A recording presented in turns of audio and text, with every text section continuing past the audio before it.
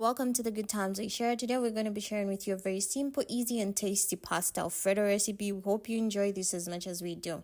For a portion for two, you need 250 grams of fresh pasta, salt, 80 grams of grated cheese, 75 grams of butter, and black pepper.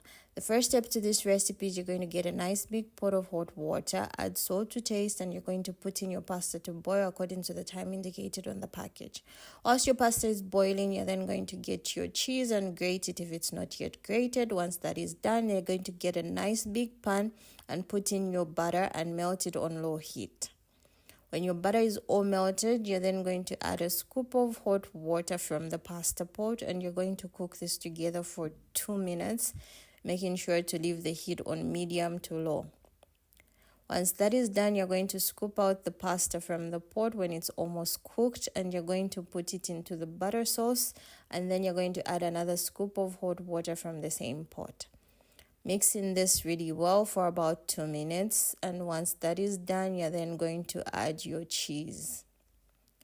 So put in all your cheese, maintaining the heat on low to medium. You're going to mix this well together, making sure all that cheese is well melted and evenly spread. And then you're going to add the final touch, which is the black pepper. Add black pepper according to your preference. If you like more, add more. If you like less, add a little less. And you're going to just mix that up really well for a few minutes on low heat.